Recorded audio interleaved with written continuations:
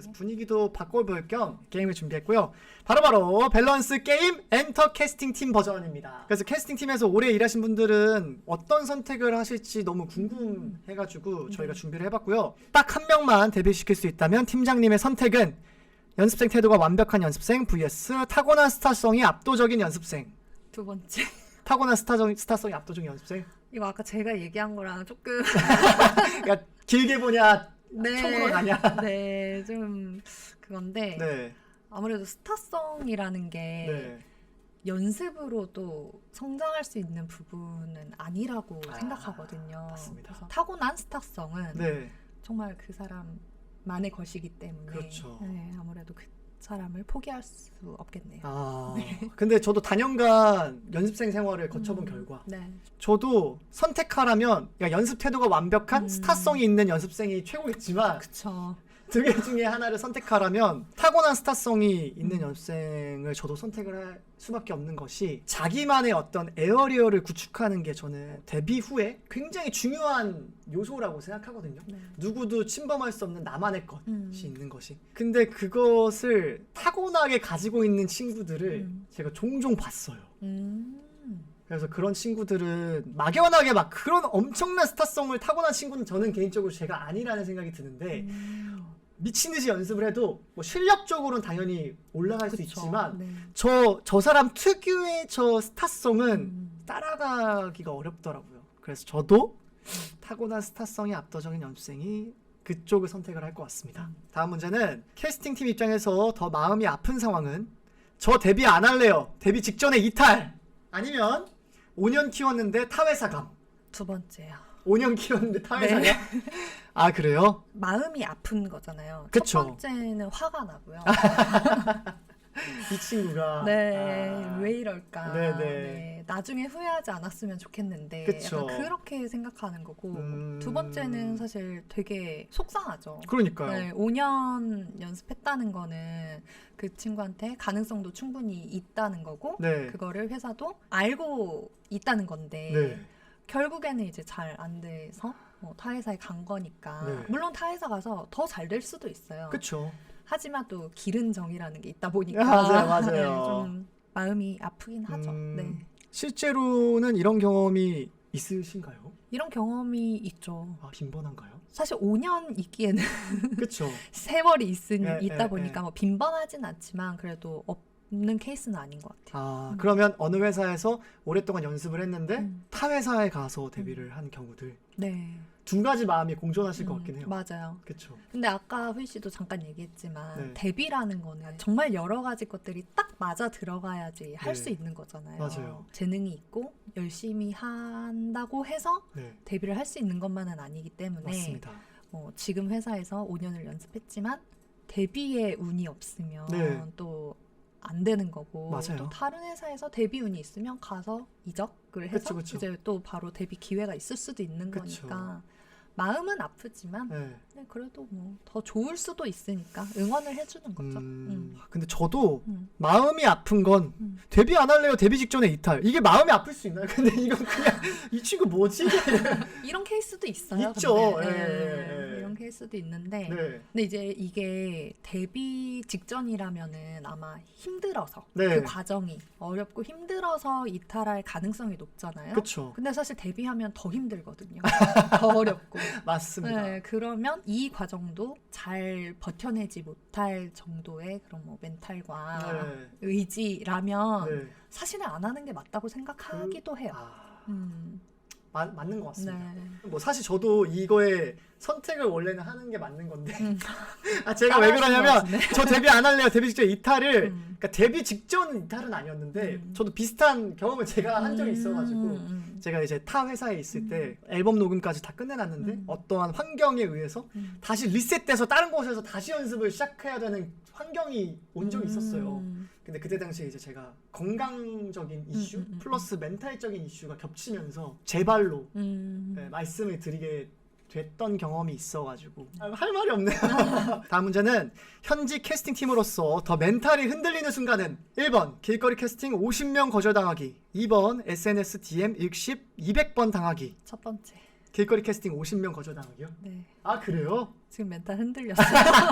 사실 두 번째는 늘상 있는 일이기도 하고 네. 사실 저것도 물론 멘탈이 흔들리고 속상하고 마음이 아프죠. 그쵸. 근데 저거는 안 보이잖아요. 상대방의 입장도 이해는 가요. 네. 왜냐면 뭐 요즘에 사실 뭐 사칭하는 사람도 많고 그렇죠. 그러다 보니까 뭐 그럴 수는 있는데 첫 번째는 깊은 한숨을 내쉬는데 네, 제 눈앞에서 이제 직접 당해야 되는 거니까. 그러니까요. 그러니까 이런 거잖아요.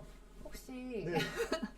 뭐 가수 쪽 아니요, 진로 아니요, 저 관심 없어요. 그래요? 아니요, 저 관심 없어요. 이렇게 하는 거잖아요.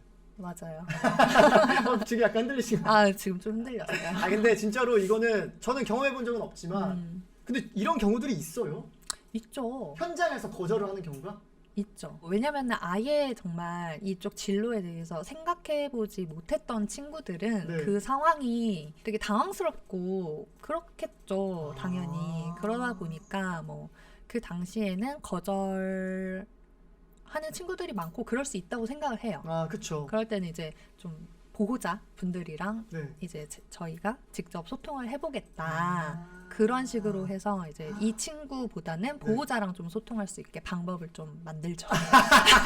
어떻게든 이 친구를 그럼요. 네. 일단은 조금 더 그 일단은- 다음 스텝의 대화를 가는 게 중요하니까. 네, 네, 맞아요. 와 근데 그것도 노하우다. 그쵸. 그쵸. 이거 말하면 안 됐나요? 저라면 그냥 숫자가 더 큰 것도 힘들 것 같긴 해요. 맞아요. DM 읽시 200번 당하기는 그럼 내가 200번 보냈다는 거잖아요. 맞아요.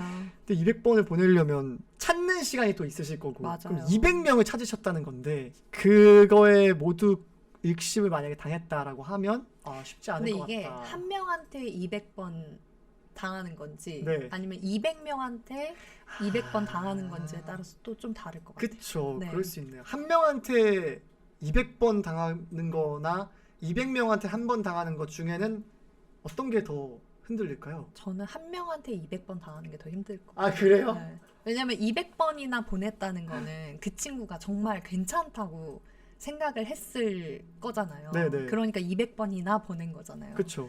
200번 일십 당하면 되게 정말 저는 궁금한 게 그런 경험들이 있어요. 예를 들면 이 친구 진짜 떡잎부터 다른 친구인데 너무 아깝다.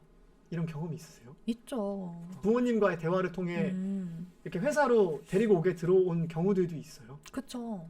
사실 예전이랑 네. 지금이랑 또 좀 다른 것 같아요. 예전에는 막 아이돌, 가수, 연예인 이런 업계를 지망하는 청소년들이 좀 많았다면 네. 사실 지금은 꼭 내가 오디션을 보고 연습생이 되고 그런 과정을 거치지 않아도 뭐 유명해질 수 있거나 인기를 얻을 수 있는 방법들이 생겼잖아요. 맞아요. 그러다 보니까 거절이나 일십 이런 게 좀 많아진 것 같아요. 확실히 예전보다 다양한 플랫폼들이 또 생겨나고 있으니까. 네. 4번 문제. 그룹에 둘 중 한 명만 넣어야 한다면 더 끌리는 멤버는 완전 육각형 멤버 대 한 분야의 고트 멤버. 두 번째. 한 분야의 고트 멤버. 네. 이유는 뭐예요? 그런 친구들을 모아서 데뷔를 시키는 게 네. 저의 할 일이니까. 네. 말로만 듣던 그 조합이라는 걸 그쵸. 생각하시는 거니까. 네. 그러니까 보통 그룹을 만들다 보니까 네. 그룹 안에 이제 그런 밸런스도 중요하고 네. 또 조합 각자가 가지고 있는 그 장점이 다른 여러 명이 모여야 그게 네. 더 매력적인 그룹이 될 수 있다고 생각하거든요. 네. 사실 육각형 멤버는 연습하다 보면 네.